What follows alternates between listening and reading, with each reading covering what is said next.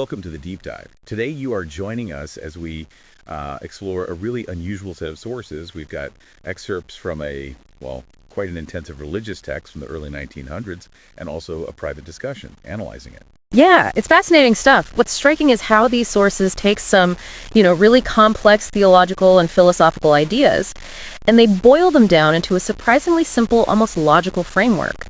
Our goal here is to unpack this connection they saw back then, around the turn of the century. Okay. Specifically, it's about how the human drive for power links directly to the nature of the gospel message and, crucially, to creation itself. The main text argues pretty strongly that a key truth here has been either missed or maybe actively pushed against. All right, let's get into that. The foundation seems to be just basic human nature. The text starts right off with this universal drive. Everyone, everywhere, seeks power. That's the premise. Whether it's through, money, politics, knowledge, whatever, the underlying goal is supremacy, getting ahead. Right. And the analysis around the text suggests something interesting here. It proposes that this drive, it's actually an instinct placed there by the creator, fundamentally. It's meant to be a desire for, let's say, real power transformation, life. But, when people chase it in worldly ways, just piling up wealth, ruthless ambition, seeking status, it gets twisted, corrupted. Okay. But isn't that maybe a bit of a leap?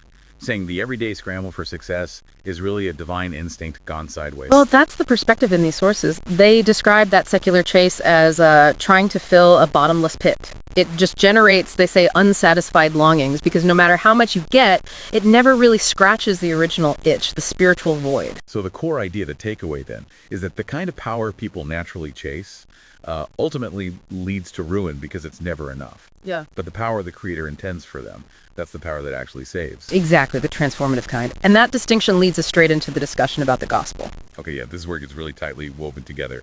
The source argues the gospel isn't just like a moral code or rules to follow. It's defined specifically as the power of God unto salvation. Right, so if the gospel is the power of God, the next logical question is, well, what is that power? And the treatise connects this directly to the creator's nature. It points to scripture saying God's eternal power is clearly seen. In creation, right? In the things which he has made. Precisely. So the argument unfolds. If the gospel is God's power, and God's power is seen in creation, then the gospel must be the manifestation of creative power, the power that makes things. And its purpose is redemption, saving people from sin. Wow, okay. So that establishes this identity. Creation and redemption aren't just related. They stem from the exact same source of power. That seems to be the core assertion. It's not just a minor point for them, it's foundational. It implies you can't really preach the gospel fully, authentically, without emphasizing God as creator.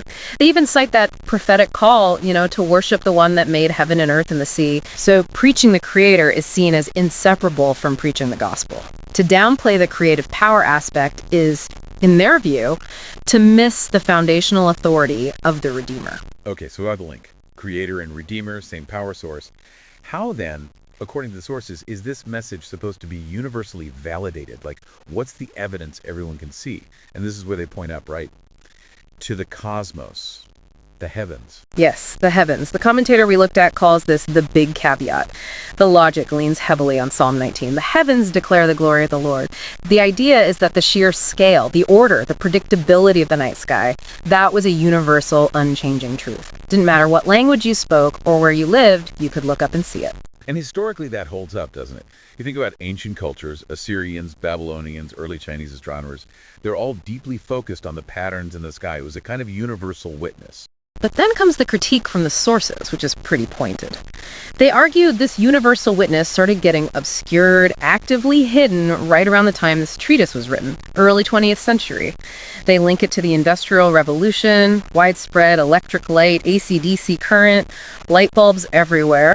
Light pollution. Exactly. Light pollution starts washing out the night sky, making the glory of the heavens basically invisible for more and more people, especially in cities. Okay, hold on. Isn't that maybe reading a lot into, technological progress? To say light pollution was an active counter-influence against a theological point. How do they connect streetlights to undermining God's glory? Well, the argument presented is that it was systemic. by losing that constant direct visual evidence of creation's majesty, that nightly reminder of the creator's power, it just wasn't there for many people anymore. And that, they suggest, sort of opened the door intellectually for narratives that downplayed or even erased the creator's role. The physical environment itself stopped shouting that message so loudly. That definitely shifts the focus. It's not just theology, it's a critique of industrial culture and its maybe unintended consequences. Okay, let's bring it back to the central figure. If Christ is presented as the power of God, the wisdom of God, and the creator, what happens if you separate those roles? This is where the source material becomes very direct. The central thesis is stated bluntly. No one can preach Christ without preaching him as the creator. Any preaching that doesn't make the creative act prominent or minimizes it, well, the claim is that's not the preaching of the gospel, period. They frame this as more than just being wrong doctrinally. It's called a profound affront to the Savior. The text is pretty clear.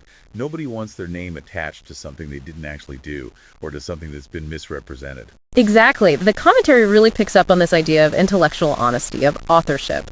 The argument is, if you accept a story about how the world works that fundamentally denies the creative power, but you still claim to worship the creator whose very identity is that power, you're essentially insulting his integrity. You're attributing a false narrative, or at least a deeply flawed one, to his defining act. So what does that mean for us listening today? What are the practical implications? Well, connecting the dots, the relevance seems immediate.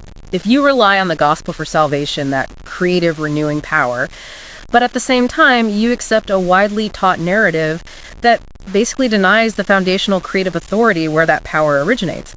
You're, in effect, short-circuiting the system, aren't you? Intellectually becomes inconsistent. You're denying the authority of the one who made you, the source argues. Right, and this leads into probably the most provocative section of the sources we look at. The argument that there's an active modern push for a false narrative about creation, one that demands people just accept it, intellectually submit. Yes. The commentary digs into how powerful institutions or authorities allegedly enforce this view and discourage questions.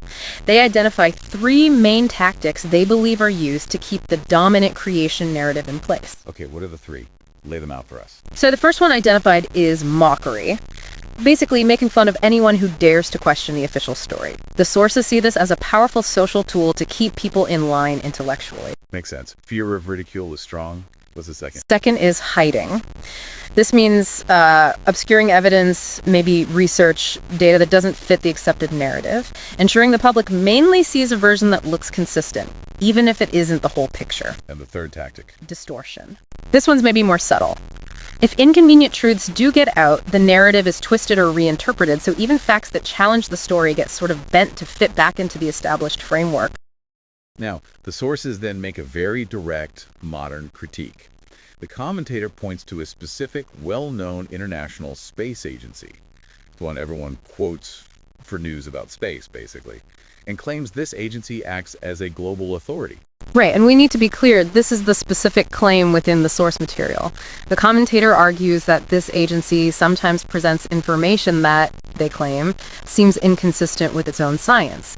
Yet, because of its authority and media reach, it demands sort of intellectual submission from the public. This is a strong claim. It is, and the source material uses this example to raise a broader philosophical point. It boils down to this idea presented in the text. Who you obey is who you worship. Okay, unpack that. Why does obeying an intellectual authority on science equate to worship? Well, the sources define worship not just as, prayer or ritual, but as fundamental submission to authority. So if someone says they obey the creator, but on the specific topic of creation, how the world works, how it came to be, they follow the dictates of human authorities, especially when those dictates contradict what they might otherwise believe about the creator. Then, in practice, the argument goes, they're submitting to the human authority. That authority becomes primary in that area. And the pressure to submit is immense, right? Okay. Because questioning the consensus can affect your job, your reputation. Your whole social standing, potentially. The sources argue that this fear, the mockery of men, is a major factor. People might intellectually lean one way, but conform outwardly to maintain their place in society or their profession. So the source asks, if you answer to them on these fundamental questions, if you shape your understanding around their narrative, who is really your ultimate authority in that domain? Who are you functionally worshiping? That really crystallizes the conflict they're describing. It's quite a stark framing. Okay, let's do a quick recap of this deep dive then. The core finding from these sources. The power that saves the gospel is presented as the very same power that creates. And therefore, questioning or diminishing the Creator's power, especially due to external pressures, is seen as directly undermining the foundation of the gospel itself. And the sources leave us with a pretty challenging thought, suggesting people might not be, let's say, proud of the Creator's work, largely because they fear the social consequences, the mockery of men for stepping outside the accepted narratives. So, the final provocation for you, the listener, is this. Think about it. What truths may be easily observable around you, or perhaps found in foundational texts like the ones we discussed? What truths might you be hesitant to fully accept or voice, mostly because you fear being outside the mainstream, outside the groupthink? What authority, ultimately, are you bowing to when social pressure outweighs perceived truth? Definitely something to reflect on.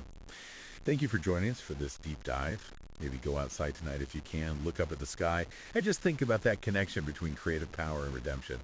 We'll see you next time.